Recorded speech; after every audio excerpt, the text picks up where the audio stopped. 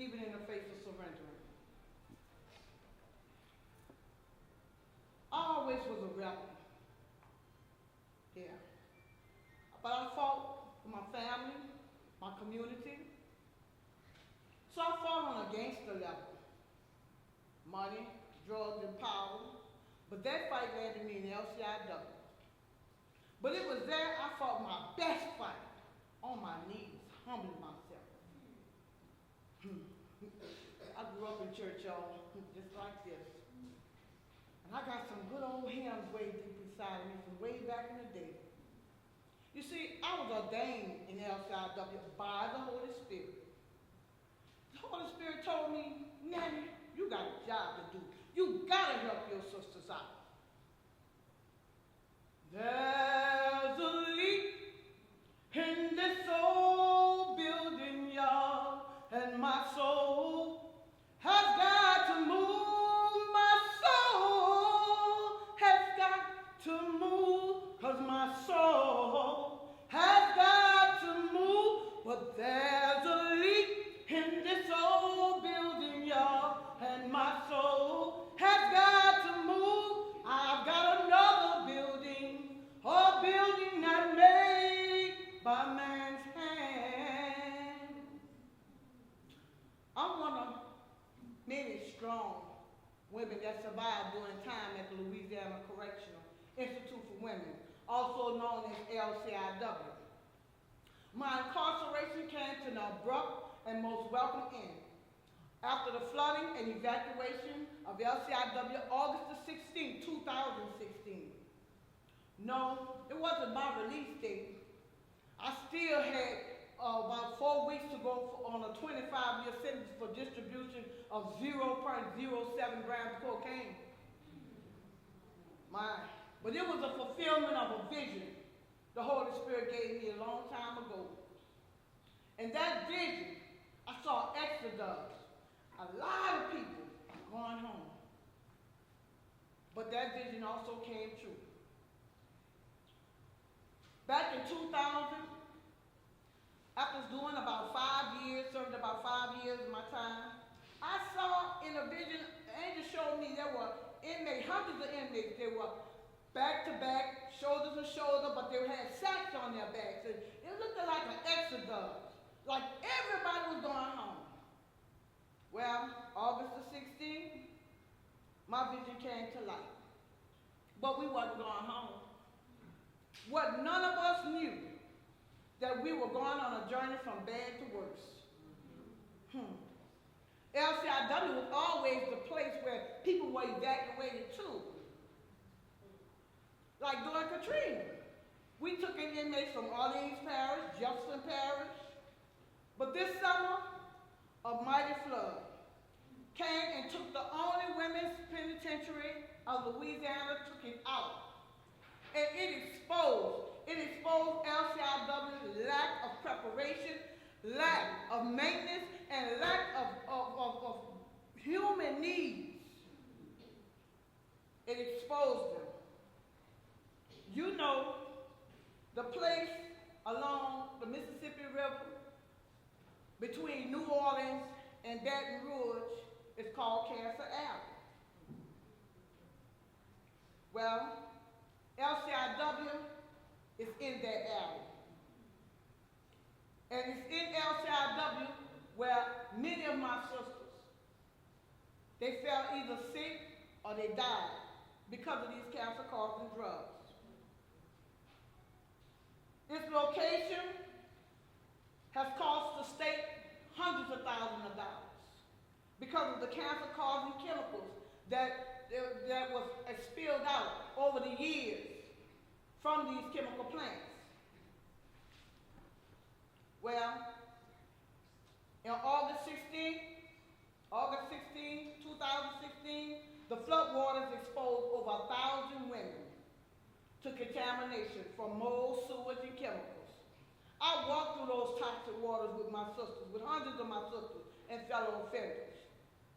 The contaminated waters came from overtopping of rivers that also overtoppled into an oxidation pond that sat in the middle of LCIW. And all the, this pond contains all the contamination, all the sewers and everything all around from us. It comes from out of the neighborhood, out of LCIW. This was the place where all the sewage and toxic waste was dumped.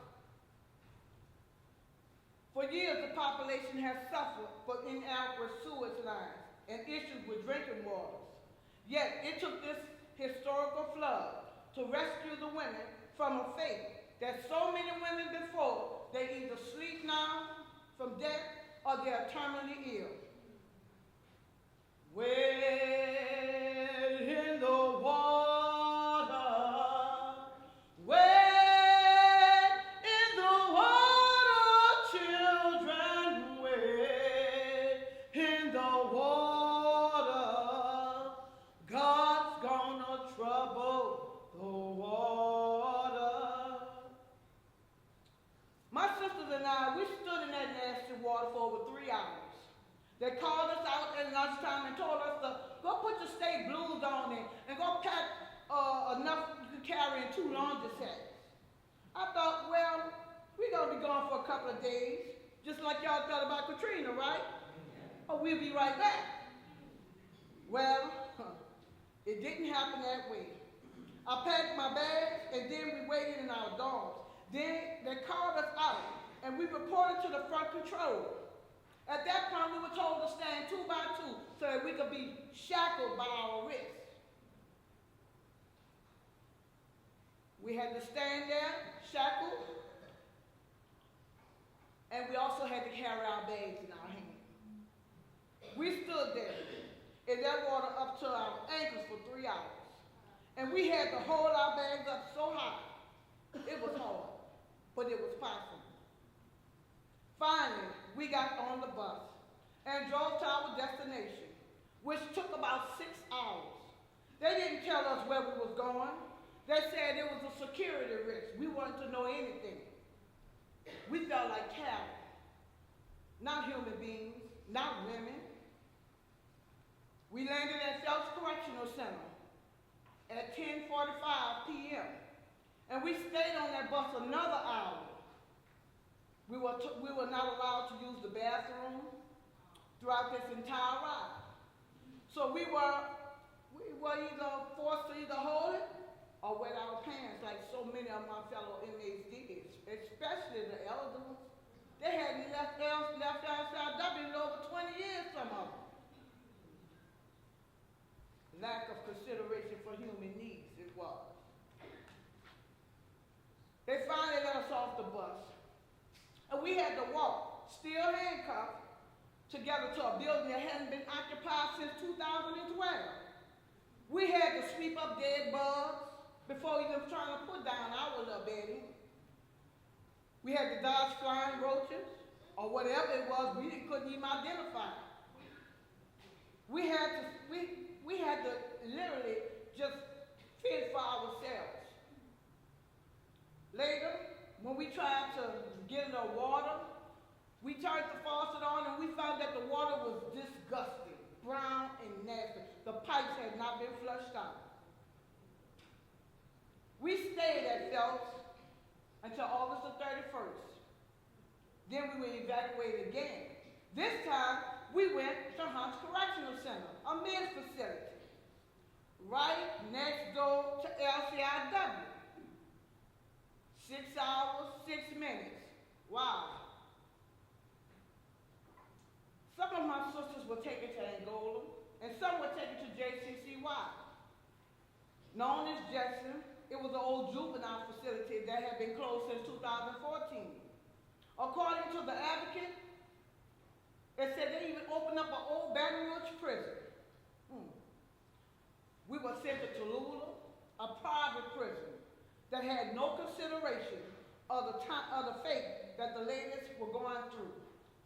The bottom line is the Department of Public Safety and Correction was not prepared for such a tragic event. How could they be? Oh, Mary Turner. She's 70 years old. She's a founding member of the LCIW Drama Club, who spends now her days at JCCY. in hospice care. Just before the flood, she was Bible. Mama Glow, another member, our rock, our sister, our elder. She had her spirits dampened by this tragedy. She always had a sparkle in her eye that would encourage you to keep on going. Now she sits in a big old open dormitory by her bunk. The sparkle's gone. Demetra Moore. Demetra Moore, she will help put together any program, anywhere, church, whatever you need her to do. She was there. She was a diligent worker. Well, she ran through the dorm buck naked. My sister lost it. They're all losing it. The state was not prepared to deal with women who had been in LCIW for 20 years with two to a dorm room. They were not prepared to deal with the mental issues these women would go through at such drastic change. I come back to my biblical vision, the Exodus. I bring back this vision because it was the children of Israel that God opened up the Red Sea for. They were finally released from the evil rulership. God opened up a Red Sea for us that day. I go back to the biblical vision of Noah. Noah warned the people several times that it was going to rain. Even though they never saw such a thing. They said it's going to rain. Okay, Baton Rouge, a place where it was flooded, it was told several times it's going to flood. They ignored the warnings. Also bring you to a biblical vision of Paul and Silas.